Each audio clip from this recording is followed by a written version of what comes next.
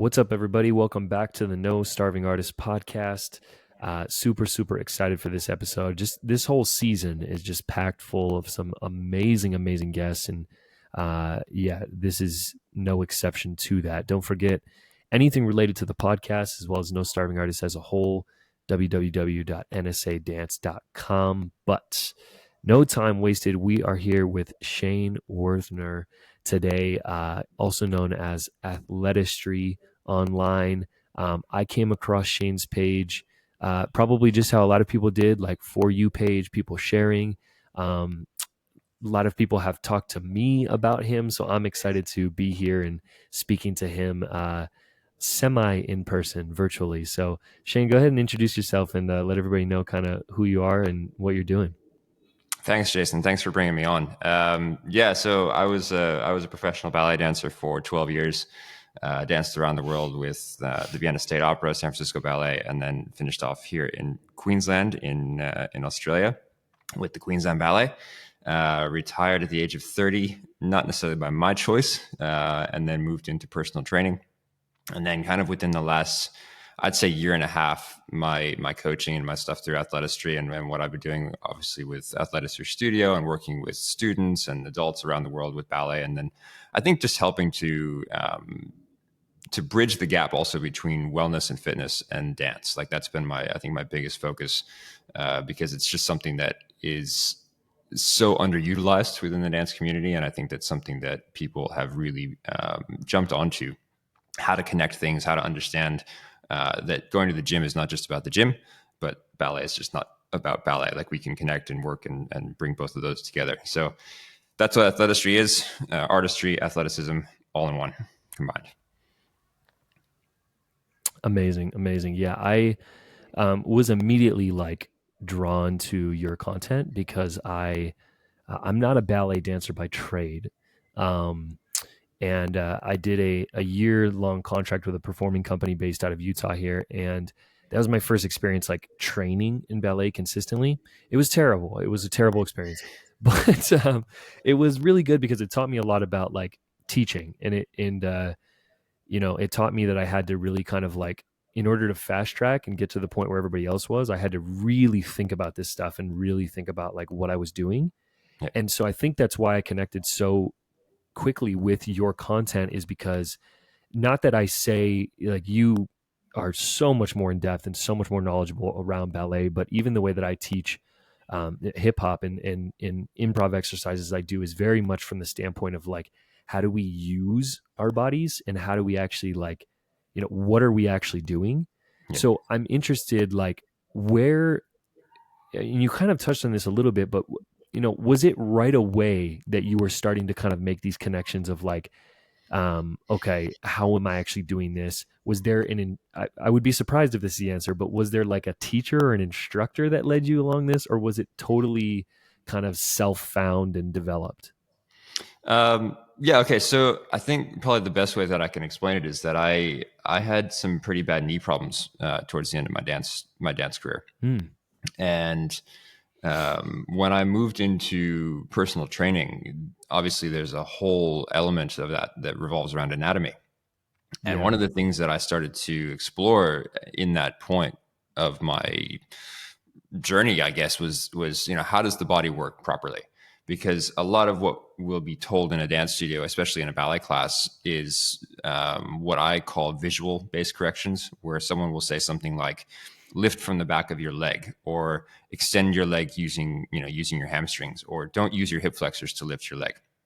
And then here I was sitting in a classroom with exercise physiologists and sports scientists saying the only way to lift your leg is to basically connect your hip flexors, and the only way to stretch your leg is for your quadricep to do that, because actually that's what it does. Like there's no other muscle that's going to extend your knee.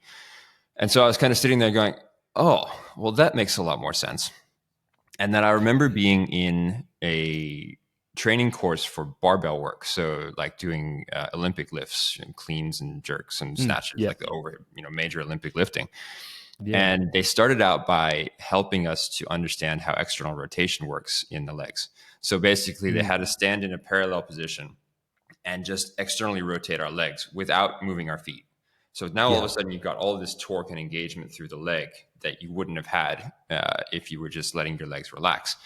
And the reason Yeah. for this, obviously, is to keep the knees tracking in the right direction and make sure everything's going the right way. But Yep. that unlocked this connection with me. It's like, oh, that's what I need to be feeling in the ballet sense. Like if I had still been Mm. dancing, first of all, my turnout would have been much more supported. My knees would have been supported. I would have understood all this stuff. And Yeah. so I took that and I said, how can I now apply this, what I'm learning from a physical movement perspective, to back to the visual technical challenges that a lot of dancers face, where they get confused because the information just isn't consistent with what their body Yeah. is telling them and what the image they're trying to create is. And so that was like the switch moments. Like, this is something I need to utilize, not just in training dancers for physical fitness, because I had been doing that at that point. I was just, okay, let's just do some training. Let's get you doing, stuff in the gym to get stronger. But Yeah. actually, now we need to bridge that gap in communication between, it's not just the ballet, it's not just the strength, but actually, how can we take what you're doing in the gym and make it make sense to what you're doing in ballet? And then how do we also explain those visual corrections that you're getting that just don't make sense because anatomically Yeah. they're impossible to do? Yeah, and it's so true. It's so true. And it's like, I think the other thing that I really like about your content is you have a really fantastic way of making things really digestible, like really complex concepts. You present them in a way that's really understandable, and I think it resonates with younger dancers a lot. And I just think, yeah, I just think it's incredible. Like, I really am just a fan in general, because I mean, I especially now, as of lately, I'm doing a lot more privates with dancers. I'm working with dancers a lot more, and I've never really established a style for myself online. So I find myself working with dancers on a variety of things, and I'm okay with it because I feel like I have a really good ability to spot when things are not working. And I think part of it comes from the fact that I wasn't technically trained from the beginning. So I don't have a lot of those, like, I've heard people call them sacred cows, so to speak, of like these things that are just a part of the dance world, and we do them because we do them, and that's the way we do them. And so I find when I'm watching these dancers, I'm seeing things that are so obvious, and it's like, like you said, it doesn't work. It's not a question of you're doing it incorrectly. It's a question of it doesn't work, and it's not working, and then you're getting frustrated. So yeah, yeah, it's really amazing. I'm curious how you is there a thought process, or has there been a process to develop, like, because I think part of it where we see this disconnect is teachers they have what's given to them, they pass it along to their students, and there's really not much more than that. Was there a process of figuring out how to describe the things that you now describe? Was a lot of it due to these kind of like outside classes that had nothing to do with dance that you were taking? If you could just kind of describe that development a little bit. Sure. So I think what happened, as I was obviously going through these courses and learning about the body and learning about anatomy, I was then coming back to my wife, and she was already teaching ballet at this point. And we would sit there and we would discuss things. So I would say, how are you working through this? Or she would come to me and give me, I gave this correction in class today, and I'd say, well, anatomically, that doesn't make sense with what I'm learning, because this is actually supposed to be this way. Or, oh, that makes a lot of sense the way that you're saying that, because actually that does this and these muscles connect there. And now you can connect these things together.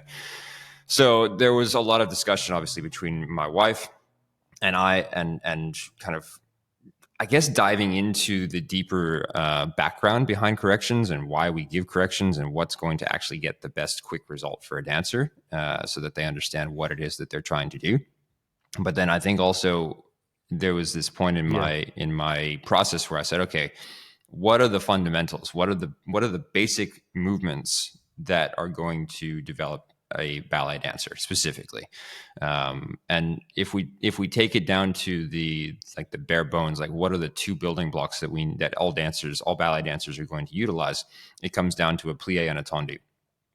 And then if we take those two steps, Mm. we can extrapolate them out with different coordination levels, different types of directions, different heights and different patterns of putting them together. But basically, everything we do in ballet is going to be either a version of a plie or a version of a tendu, and we're going to then Interesting. build that coordination. So then I Yeah. thought to myself, okay, well, what's the fundamental driver for any of those steps? And that comes from rotation. And so if we think about, again, coming back to that image of standing with 2 feet in parallel, externally rotating the legs, we're finding that torque, we're finding that basis for rotation at the top of the leg in that movement. Now, if we extrapolate that further, we come into a turned out first position and we say, okay, keep that rotation going. Don't stop. Like, this is not just, okay, I'm in first position, I'm relaxed. Now you're in first position, you're increasing that rotation. Now your knees are going to bend because you're rotating so much that the hamstrings are actually going to cause the knees to bend. And so that rotation then continues. You keep Interesting. rotating, you keep rotating, you keep rotating. Now you've come into a plie. Yeah. Then from there, as you extend back up, you're not just letting that rotation go away because we want to maintain it. So as you extend back up, now that rotation is pulling on the adductors, which sit at the front of the leg when we're in turnout. And so now as you go to do a tendu, the adductor is actually going to pull the leg forward because you've developed that rotation through the stretch. That's going to pull the leg forward into a tendu devant or keep that rotation going to the back. Or now we can, because we're connected in the glutes and into the deep rotators, going to help us to do that tendu to the back. And so if we can Yeah. work and find that rotation and that fundamental, that's what's going to develop it. And so I said, okay, well, how can I take that now? That's the basis of movement, both the bending and stretching of the legs and then going front, side, and back with the leg. How can I now take that and connect it to everything else? Posturally, Right. what connections in the muscles, how does that all come together? And I think taking that then into the classroom, explaining it to dancers, watching like this light bulb moment go off in their heads, like, oh, that makes so much sense. That's so much simpler than, feel the breath coming through your back. It's like, well, how do I do that? Especially, you're working with young kids. They don't have Yeah. that abstraction capability. They need to have a more concrete conceptual understanding of what they're doing. And so without going into, the deep, hey, look, your rectus femoris is going to help you with the hip flexion. And now we're going to work through external rotation through, abduction. Like we don't need to use anatomical terms, but we can still say, hey, Yeah. look, that muscle at the front of your leg, we need to get that facing to the side. We need to get those muscles in the back of your legs that you feel when you start to feel that rotation. Those need to be switched on. That kind of stuff can actually help a lot because now they know what to focus on and it takes away the confusion. Right. And so for me, then it was, hey, how do I get this now from a one-to-one face-to-face, I can, help you to physically feel that, to now I have to explain that in 30 seconds on an Instagram video and still get people to understand what I'm Yeah. talking about. And so it's been Yeah. Yeah. an interesting process. I think the expansion in social media that I've had in the last year and a half has just been crazy. You go from 3,000 Yeah. followers in September of 2022 to I think I'm sitting at 80,000 followers now. Yeah. Your communication just has to improve tremendously because now you're not just communicating with Yeah. 100 people. Now you're communicating with 10, 15, 20,000 people per video that you put out. And there's going to be Right. confusion. There's going to be people who come in and they're like, that doesn't make sense because my teacher says to do it this way, or I don't get what you're talking about. Or even physios who'll be like, hey, look, that doesn't work because, this is against this study that you did, ages ago. And I was like, well, let's actually look at it a little bit deeper. Let's have a Yeah. conversation. And so I think those Yeah. conversations, trying to then improve my communication consistently to make what I'm saying clearer, that just comes back again and around, and everything kind of benefits everything. Like now my teaching is better. Now I have better questions to ask. Now I can take that better into the studio. Plus, then it increases and helps to develop what I'm putting out there as well for the world to see. Yeah. Yeah. I agree 100% with that idea of like the growth of my page has really helped my ability to teach as well and just communicate. I'm really, really curious as to what your classes look like. So I see that I've seen some posts that you teach at studios. I don't know if you teach like regularly at studios, but what do your classes look like? Do they look like a typical ballet class, except you're just actually explaining things, or are there some other aspects that you've kind of started to bring into the classroom? Um, Look, it's going to be a typical ballet class in the sense of the structure. Like I'm always going to follow that structure because it's there for a reason. Like if we think about Yeah. just going back to whoever put together the ballet class structure, whoever decided. And I think obviously it's been developed over hundreds of years, but Yeah. whether we take it from Enrico Cicchetti or we take it from Agrippina Vaganova, or we take it from somebody who's developed this method, or even George Balanchine, if we're going to go down that path. Um, there's an actual legitimate structure of slow, faster, faster, faster, rotation, slow down Yeah. again, find that pattern, develop that, get fast again. Like actually, if we look at it from a fitness perspective, it's perfectly developed. And fitness classes, Yeah. like now, if you go into a gym, you're going to find that any body fitness class, like pump or something that you go into a fitness class, they're all going to have a similar structure. It's going to build, build, build, slow down a little bit, build, build, build, slow down a little bit, build, build, build. And so the actual Yeah. structure is perfect. What I would say is different in the way that I would teach a class to anyone else is that I ask a lot of questions. So instead of coming in and being like, you need to do this, you need to fix this, turn this out, lift this high, do this, I will say, what are we trying to do here, guys? And I'll put Yeah. it back on them. And I don't expect them to have the answer, but I want them to search for it. I want them to try and find what it is that I'm trying to get out of them.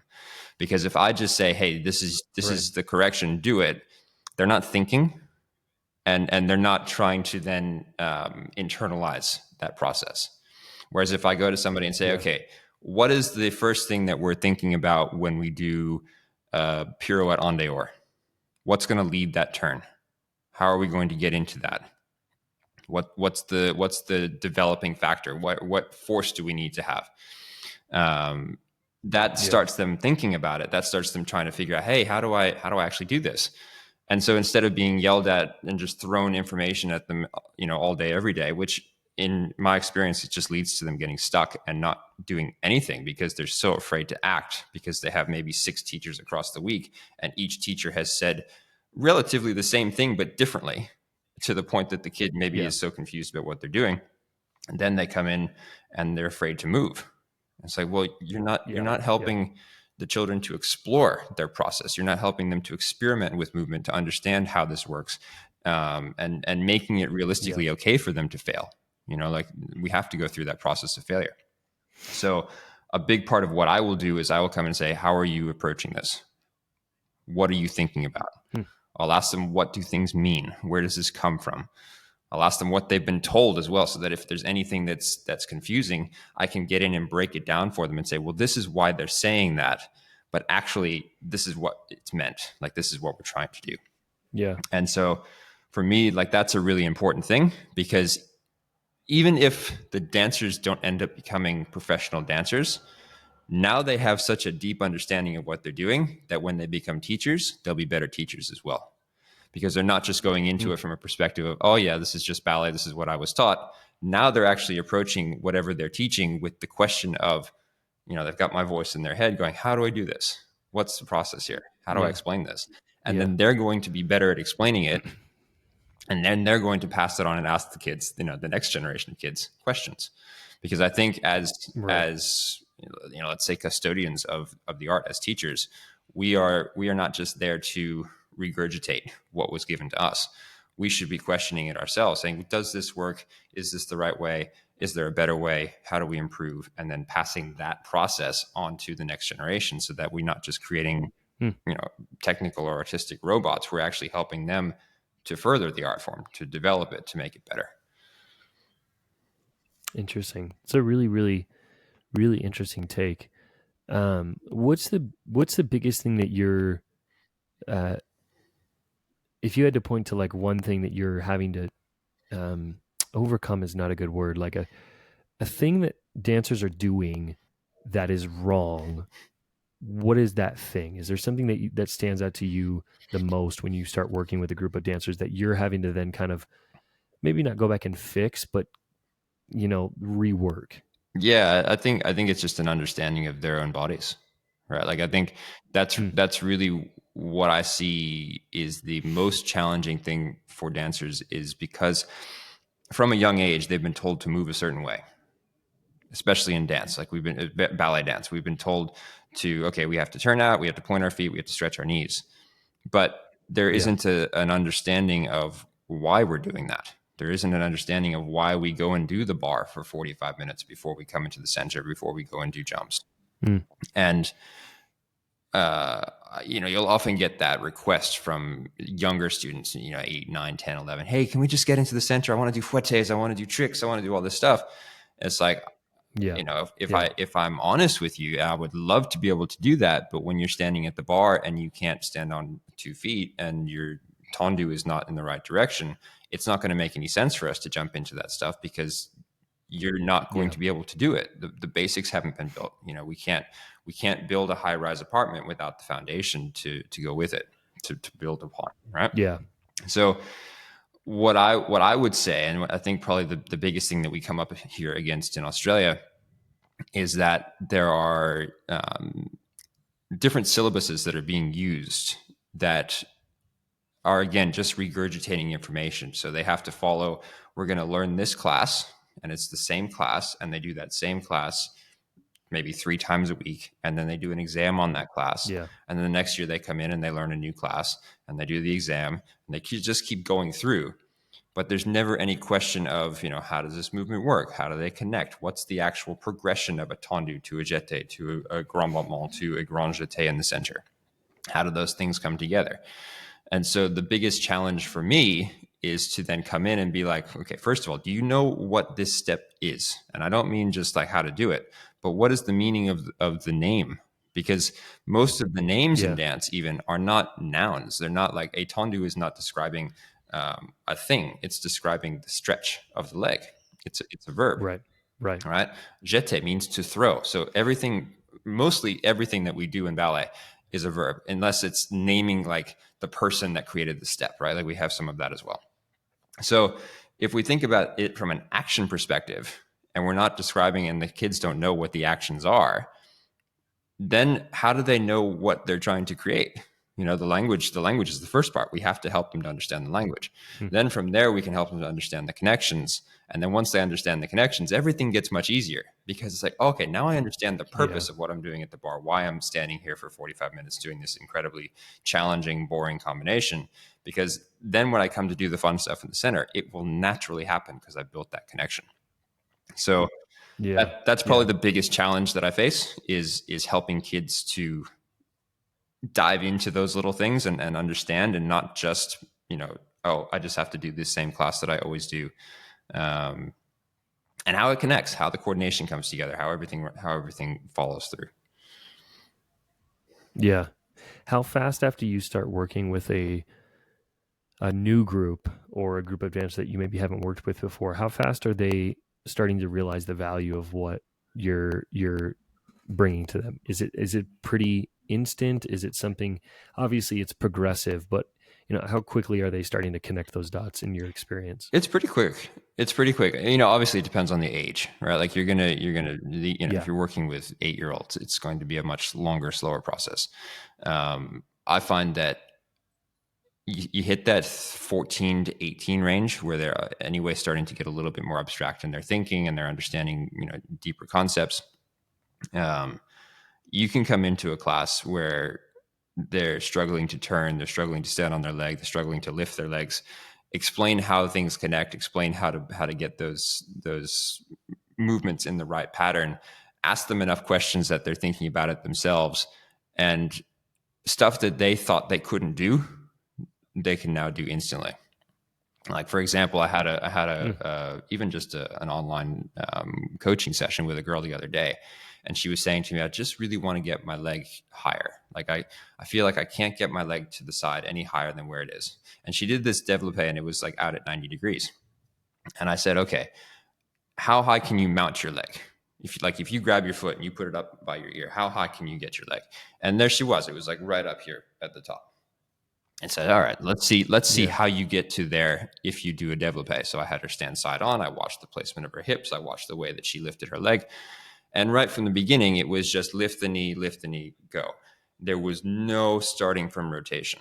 So from that fifth position, as we come up to the coup de pied position, as we come up to the retiré, as we lift, it's not just a straight movement. Here we are rotating. So we have to start again from that rotation like you would in a plie, rotating the leg, Yeah. continue the rotation. The knee has to continue rotating as the leg unfolds into that développé. And so now suddenly she follows Yeah. that. She keeps going. And I said, now, once you get that knee up, keep lifting. Don't stop because we're continuing to develop. It's unfolding. It's continuing to go. So you can't just get to a certain point and extend. Now, as you extend, keep lifting, keep lifting, keep lifting, keep unfolding. And her leg was practically at the same height that she had that mount that she demonstrated. Like it had gone Yeah. much higher. And you just kind of saw this again, this light bulb just click in her mind. Just, oh, that makes so much sense. And so I think it's interesting because of the consistency and the way that these dancers train, and they're always doing the same thing. The movement patterns actually get well ingrained. Like they can do all of the stuff, but they don't understand the reason why it works. So they don't understand how to make it consistent. And so I think Yeah. like when you get in there and you start to ask them the questions, and they're not just doing it because, oh, my teacher told me to do this movement, but they're actually approaching it from a point of, I understand the meaning of this. I understand the purpose of this movement. I understand the fundamentals of how it develops and how it moves forward. Now they're actually starting to apply that, and everything unlocks in their brain. It's like, that's the movement. And then because they've got it Yeah. naturally, the strength or the development that's come, now they can take that and they can apply it to the movement overall, and everything works a lot more simply. If we think about, again, coming back into that retiré position, if you're doing a plie and your body is bending forward in that plie, but the alignment of the body in a turn with a turned out leg on your, in a retiré has to be quite straight, and the body has to be upright. If you're constantly training plie and your body's bending forward every single time, when you go into that pirouette, your body is going to go forward naturally because that's the alignment that you trained at the bar. Whereas if we say, okay, I want to keep my shoulders in line with Yeah. my hips and make sure that that's not coming slightly forward, then when they get into a pirouette, because they've been training that nice up and down every time, when they get into the pirouette, their body is straight. So it's coming back It's and there. Yeah. helping them to break that down, helping them to understand that. And when they do, then it's, oh, that makes so much sense. Okay, I understand that. And then it's a very quick transition from that. Realistically, if we're looking at massive progression, obviously it's going to take a couple of years to see the major changes. Right. Right. But I think probably the biggest result that I am always trying to get is to take them from being afraid or not wanting to do the movement because they're bored to exploring it and having a reinvigorated interest and desire to develop their understanding, and then to take that further and experiment with movement, figure out how to put it all together for themselves, so that at the end of the day, it's not about Yeah. the teacher. Like, it's their art. It's them taking ballet on their own and making it theirs and applying it. Interesting. Do you ever have pushback, or maybe pushback is not the best word? Do you ever find yourself experiencing conflict with other teachers in studios? Not necessarily open conflict like you suck, but like just in the sense of like, you're obviously teaching and educating these dancers on how to do something, and then they go into a jazz tech class and they're doing Alice Cones and Around the Worlds and all these things that they probably shouldn't be doing. Do you experience that? Are you the type of person that opens up those conversations within the studios you're at to say like, hey, let's all get on the same page? Yeah, I mean, look, unfortunately, the way that studios are run over here, I don't get to have a lot of interaction with other teachers, because Interesting. it's very contract based. So, for example, like you'll go into a studio, you'll teach your 4 hours that you're contracted, and there's no one else there. Like you don't see any other teachers. It's just whatever you're doing at that point. Especially because I do a lot of Oh, my wow. training is kind of in what they call the full time space. So I'm not necessarily in the afternoon classes where Yeah. there's a lot of different teachers around. It's me, and I'm there for 4 or 5 hours, and I'm working with the kids on whatever it is that we're doing: ballet, conditioning, partnering, point, variations. And I'll take them through that time, and then I'm done. Huh. They go into their Yeah. schooling for 2 hours, and then maybe they'll have afternoon classes where, again, there are probably more teachers. But for me, I'm not getting a lot of interaction in those studios with the jazz teacher or the hip hop teacher or the tap teacher to say, hey, this is what we're doing. Yeah. And again, because they're not, it's not really like, you're not an employee, you're contracted. So you go in and you teach for the hours that they want you there. You send in your invoice and that's it. It's kind of like I'm invested in the kids, but it's not an investment in the studio, if that makes sense. Like, it's not, we're not, we're not just Yeah. limited Yeah. to one studio, one teaching. Like, if I want to go out and contract with as many studios as possible, as long as I'm there and I teach my hours, that's how it runs over here. So it's a little bit different probably to how things run elsewhere. Um, but yeah, I think, I do come up against that to some degree, probably on social media, when I'll say something that Yeah. people may find, conflicting or contradictory, or something maybe they've never experienced. Or even dancers, I find it very interesting, the proclivity of dancers to correct other dancers on social media. Like, it's Mm. very, almost like, I know better than you, so here's what you need to do to make this work. And it's like, look, we all have our own processes. If that works for you and that's the way that you Yeah. want to do it, by all means, go for it. And I always find it funny when people get into arguments about it, because it's like, okay, look, you have the ability to go out and create content and put it out there and help people if you feel that strongly about it being done this way. Yeah. But the fact that I now have, Then a do it. hundred other Yeah. people that Yeah. have come on here and said, this helps me so much, what's the point in arguing? Like, there's no point in battling it out. Like, we're all here to actually, at the end For of the day, sure. we're here to help each other. We're here to support and grow and develop and collaborate.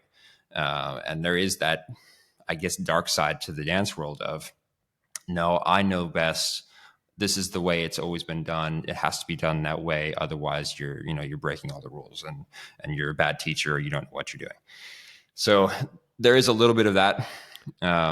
It hasn't been happening as much lately. Like, I think people are very open to what I'm saying. They're very open to trying new things.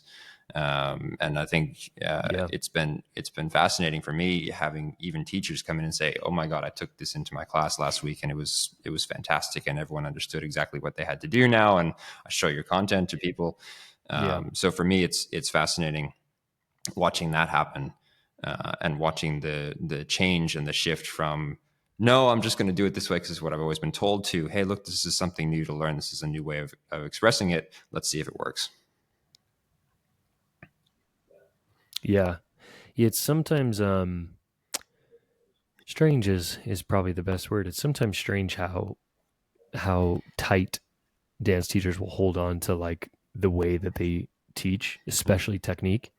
Um, yeah, it's just it's kind of odd, and I think I always try to position it to dancers too and teachers as well, as like, because you'll see these kids that will do turns and they'll do the turn fine and they're on center and they're on releve, and it's I think it's sometimes hard for them to understand like, why would I fix that? And it's just this idea of like, yeah, you're doing that, but imagine what you could do if you fixed a couple little things, but sometimes people get stuck in that like realm of like, well, I'm already doing it, so what's the harm?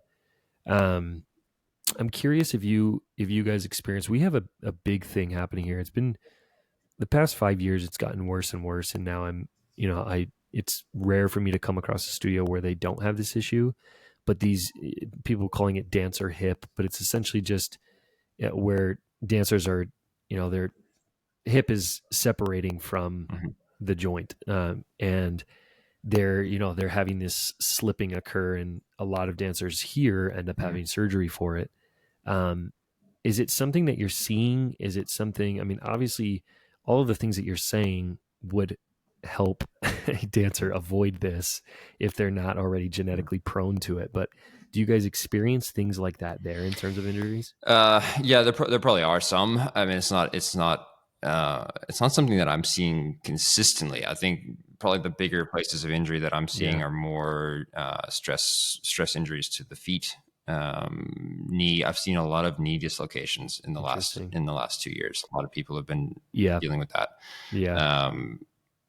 What I think it comes down to, and this was an interesting discussion I had with a health practitioner recently, is that probably over the last 10, 15 years, there's been a push to bring in more hypermobility into dance. So, especially ballet, Right. hypermobility within the ballet space. If we go back into the writings of some of the teachers from the mid 20th century, you'll see that a lot of them talk about how pliability is important, but if the dancer is too flexible, if they have really hyperextended knees or overly archy feet, or their legs, like, that's actually not good, and they would turn overly hypermobile dancers away, and that it wasn't something they were looking for. Huh. And in speaking with this other practitioner, basically what she said was that the dancers who make it to the highest ranks in dance are not the hypermobile dancers, because their bodies need that resilience in order to make it that far. Yeah. That you're seeing that a lot of the hypermobility ends up causing injuries very early on in a career that are often not recoverable from, to the point where the dancer has maybe subluxed a hip, or done Yeah. something where they're having, early hip replacement, or knee surgeries because of the over hyperextension of the knee, ankle issues because the ankle can't Yeah. stabilize.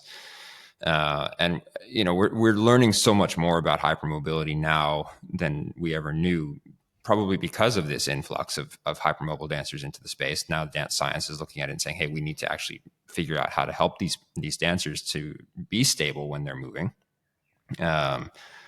The challenge obviously Right. is then explaining to a student who goes onto Instagram and sees their favorite person doing oversplits that, hey, look, you don't need to do that. Like, it's not necessary to do that.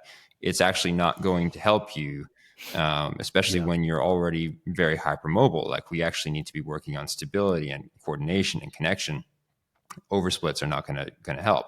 Now, that's not to say that stretching isn't important. We do need to stretch. We do need to work on mobility for the right people, especially for people who don't have hypermobility. Pliability in the muscle is necessary.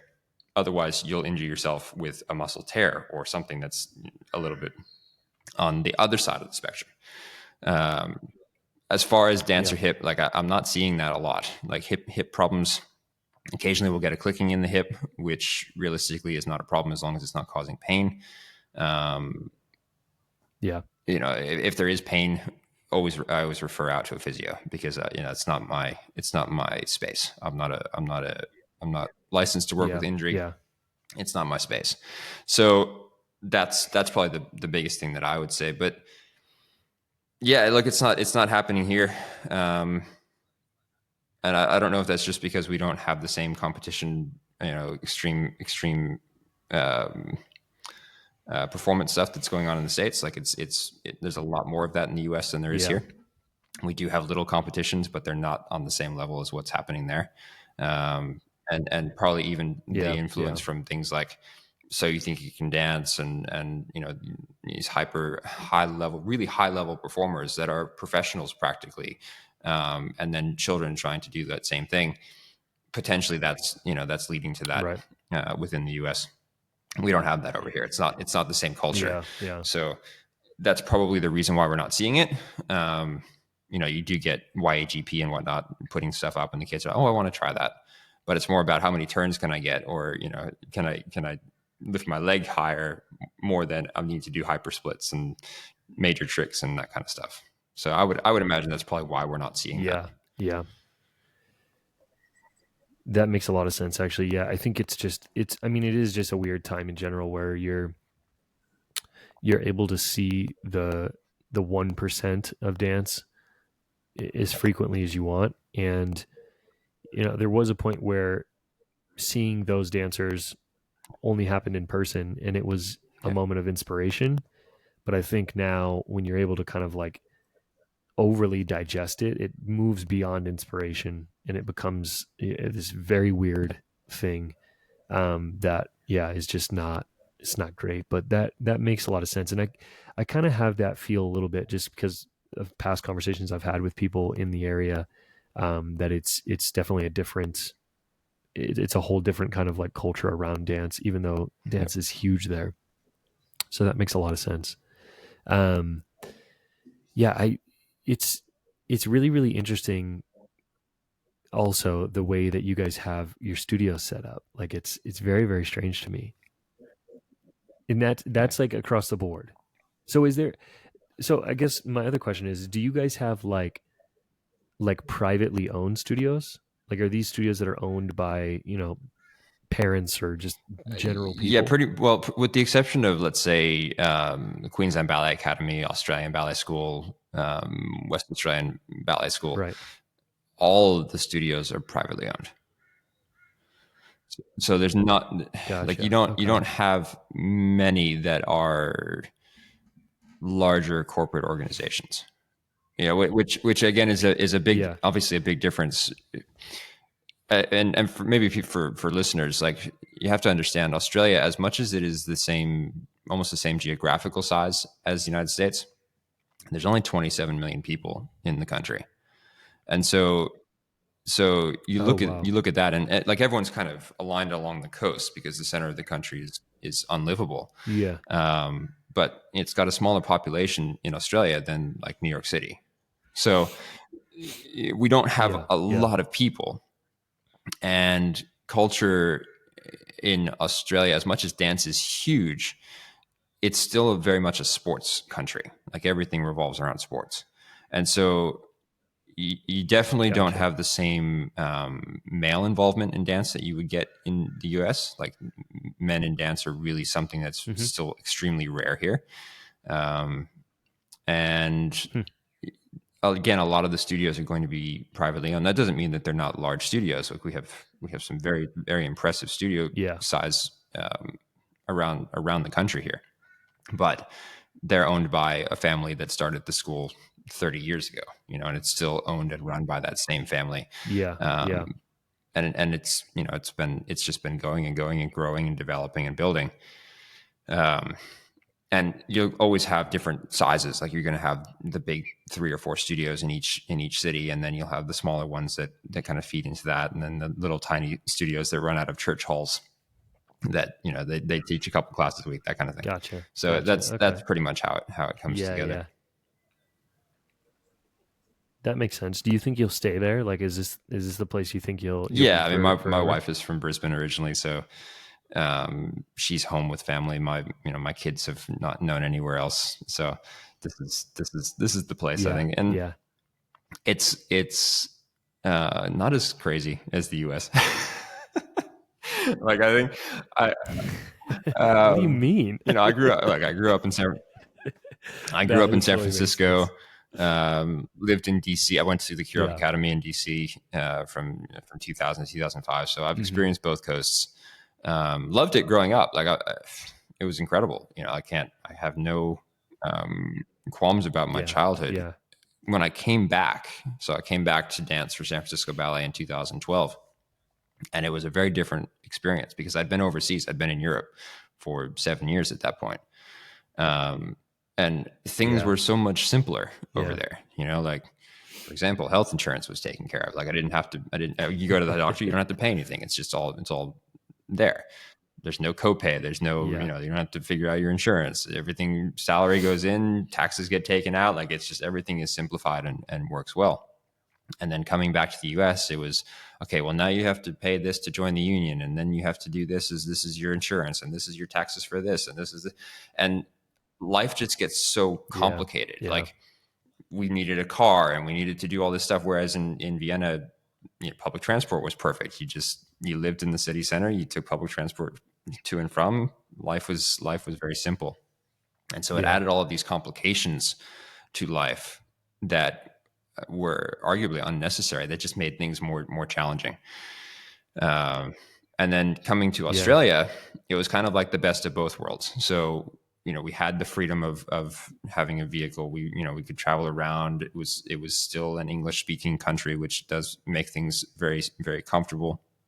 But we didn't have all of the extra challenges of what the United States likes to just kind of drop into people's lives.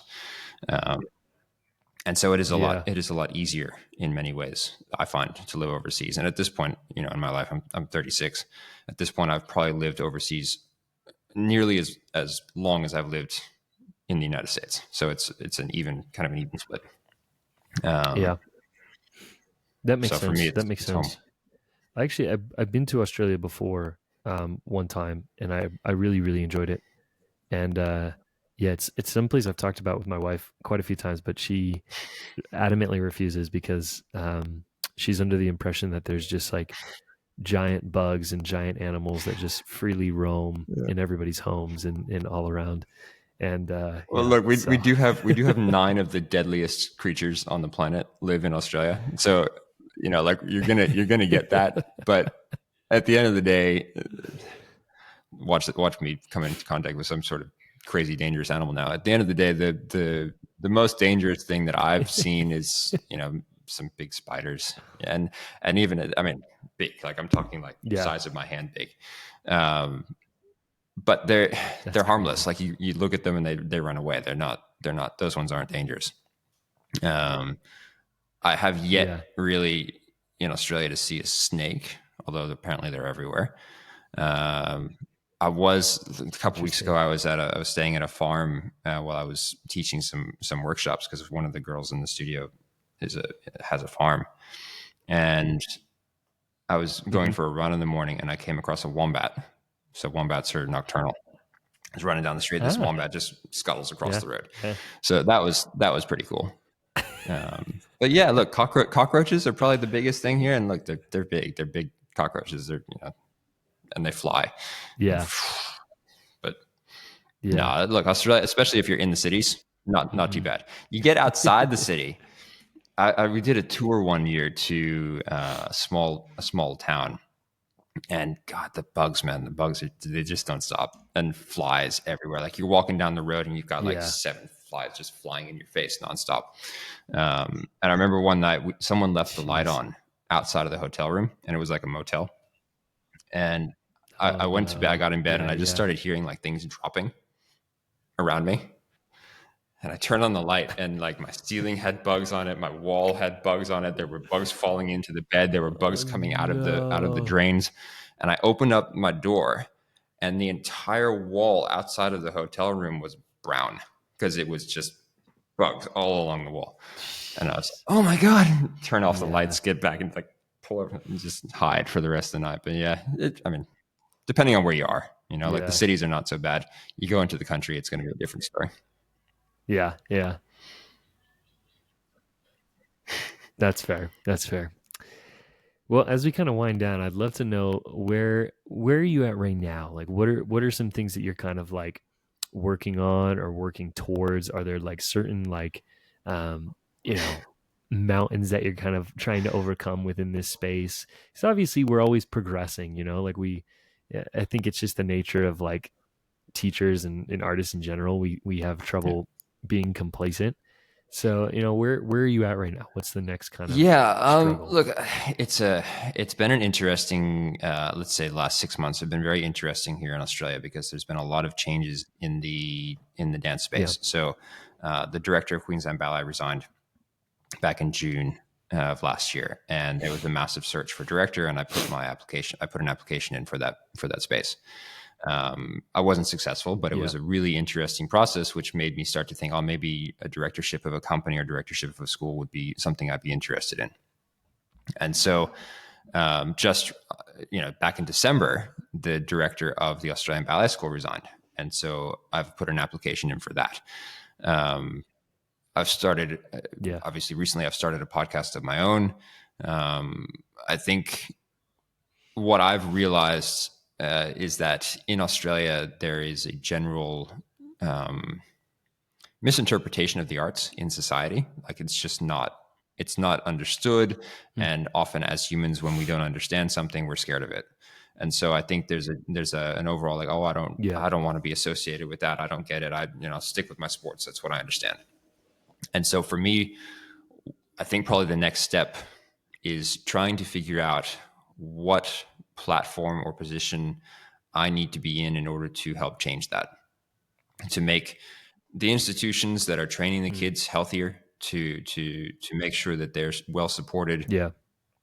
We know so much more now about hypermobility, strength training, psychology within dance, eating disorders, things that are going to affect dancers massively, that the studios and the larger dance institutions can be doing a lot more to remedy.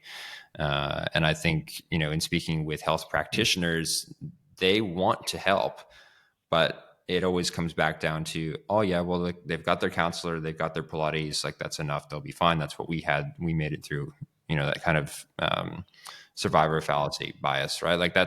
that's the that's the environment that we find ourselves in. And so for me, it's probably coming from a place of advocating for the artists, because I see it on a day-to-day basis. I see what they're struggling with. I see what their challenges are, and then taking that, and Yeah. I guess from an outside perspective, because I'm not an Australian. Like I'm not coming in from within the culture. I'm kind of breaking in from the outside as an American and saying, well, these are the things that could be done better. You know, I want the opportunity, or at least the ability to start the discussion with some of these places to grow and become better. And so that's been Yeah. something I've been working on. Just putting everything out there, and taking whatever opportunity comes to make that happen. So obviously applying for these positions, hoping to then have a discussion, interview development around that, and then going obviously back into the schools that I'm working in, and just, if something's not going right, having the discussion with the directors, thinking, how can we make this better? How can we improve the environment? How can we not train dancers 60 hours a week and break them, and actually give them, good training, but not have them there all the time, because they still need to rest. They're still adolescents. They still have to have that time off. Yeah. So yeah, I think probably the next step, the next big thing for me is bridging the gap between the technical, helping with corrections, helping with understanding dance, helping with all of that, to then the bigger picture, creating a safe and productive and environment that will develop the excellence in the artists, and a safe space for the next generation to become as good as possible, and as healthy as possible, and not have Yeah. their careers end at 35 because their bodies are broken. But understand that, lifting weights and training Yeah. properly Yeah. in conjunction with proper dance training, and then helping dance studios and dance companies to understand that maybe periodizing their programs, so that when they get into a rehearsal for something, they can pull back on their strength training, their bodies aren't going to be broken when they get into rehearsals. So I think taking that, putting Yeah. it all together, getting out more, speaking publicly more, I think is something I really want to do as well, and taking on those platforms to develop and grow, and start conversations. Having a conversation like this with you, it's important as artists. Yeah. Um, Generally speaking, artists are bad at self promotion, because we work with companies. They do it for us, right? Like, Yeah. you go in, Yeah. you dance, you get promoted by the company, and then you go off and you do something else.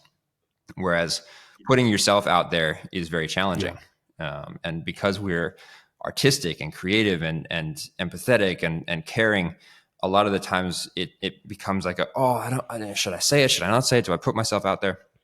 And I think that's a big part of it. Putting ourselves out there, having those conversations, making connections like this, speaking as much as possible on the issues that are challenging people, but then also not making it just this happened to me and I just feel so bad about it. But like, here's some solutions. Here's some things we can do to work together. Here are the people that can provide better options. Here are the ways that we can progress and grow, and just generally improving the health of the dance industry to make it serious and excellent, and developing the best that we can. Yeah. 1,000%. Yeah. It's inspiring, and it's fulfilling to just hear you speak so passionately about advocacy around dancers. And I think that there's more and more of us popping up now that are really kind of like trying to just change this narrative a little bit, that it doesn't have to be, it can be a positive experience and still be just as fulfilling and just as effective. Whereas I think for a long time it was just not that at all. It was negativity, and you do what I say, and this idea of like not giving dancers autonomy was somehow better. And I think that there's a lot of us that are realizing that it doesn't have to be that way. So yeah, I think it's amazing, and I agree. Conversations like this, and just kind of the development of these. I think there's a handful of us that are kind of all growing at the same time. Oddly enough, and we all kind of started around the same time, and it's and now we're here having these conversations. So yeah, thank you so much for your time today. I know it was super early for you, so hopefully this is a decent start to the day. Where can everybody find you So and kind of what you're Instagram offering? at Athletistry. On TikTok and YouTube, I'm at Ballet Strong, because Athletistry was taken, unfortunately, when I went in there to put together my accounts, which was so frustrating, because it's like someone with one follower that isn't using their account. It's a dead account. That's the worst. Athletistry.au Yeah. is my website, if they're interested in coaching or finding out more about what I do. And then, yeah, that's pretty much it. I mean, podcasts, Athletistry Ballet Evolution, if they want to listen on that too. So lots of different platforms. Basically, just look for Athletistry, look for Shane. Amazing. You'll find me. I love it. Well, Shane, thank you so much for your time, and it was great to kind of get to know you a little bit more. And Thanks so much pick for your the brain a little conversation, bit. Jason. So thank you. It was a lot of fun.